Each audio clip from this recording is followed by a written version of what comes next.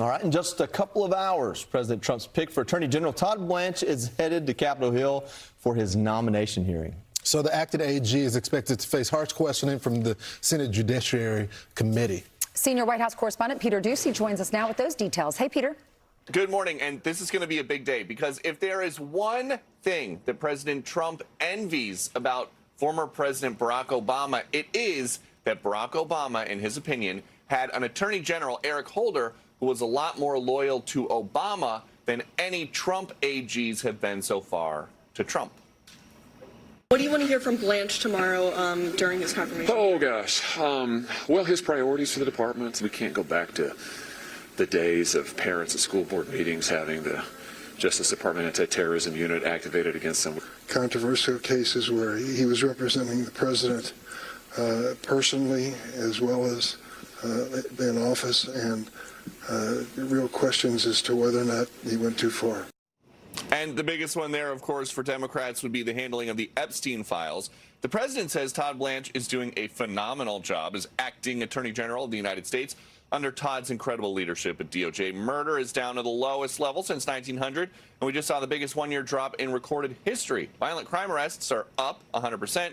Robberies, carjackings, and assaults are all crashing. More than 500 million deadly doses of drugs have already been seized, saving countless innocent lives. Part of President Trump's issue today with getting Blanche through might be Republicans, including Tom Tillis and John Cornyn, who are on their way out anyways, so they might not have much to lose if they don't back Blanche. According to Politico today, both of those men could vote Blanche down if he cannot assure them that the so-called weaponization fund to pay out people with taxpayer money who think they have been wronged by the federal government is dead. Back to you. All right. Thanks so much, Peter. Thank you, Peter. So it was a big questioning mark for me, Ainsley, when it came to Todd Blanche initially, because I didn't know much about him. But I found him to be an excellent trial lawyer. And if you value the rights and your freedoms, and you're just this average American, this is the guy that you want as Attorney General because he's going to respect the rights of the people. We saw a Department of Justice that targeted Americans, parents, people, the praying grandmas out there, and violated their rights. And he's kind of returned the Department of Justice back to his origin. I appreciate that. Yeah, here's Jonathan Turley on whether it's going to be difficult to confirm him. I knew the senator well. We worked together for almost 30 years.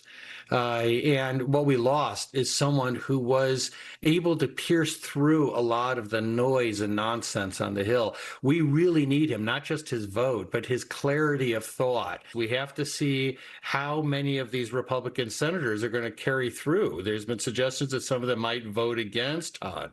I have to emphasize one thing. Todd Blanche is one of the most skillful lawyers in the United States. He has an outstanding career.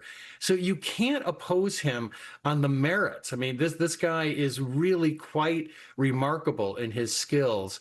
So this is an alarming situation for the White House as well. It's hard to deal with the strategic aspects because we're all mourning the loss of Lindsey. But we're going to have to focus on that and get him through this process because he deserves to be the Attorney General of the United States. Yeah, you know, I guess it's a bad season in the Senate for the president to get any confirmation through. You've got some senators that have lost in the primary that may have a rub. I don't know that either of them have a rub here or even sit on the Judiciary Committee. I'm not sure. You have other senators that, they've already won their primary. They know they're going to win their general, so they can take a risk now maybe that they couldn't take before the primary season. But ultimately, not just losing Lindsey Graham as a vote, but losing Lindsey Graham as someone of influence and someone that both sides of the aisle have said in the last couple of days could get you there, could make you feel okay about it, could bring some levity to a heated situation. I mean, I understand what Jonathan Turley's saying. I don't understand what the big rebuttal would be to Todd Blanche from any senator, especially on the right. And we're in a day and age now where you need 51 votes. Yeah, some people were not in favor of that $1.8 billion fund payout to the victims of lawfare, including the J6. And some people have questions about the Epstein files. They'll probably ask him about that and the DOJ's actions against these journalists, the FBI raids and the subpoenas on some of the journalists. Also,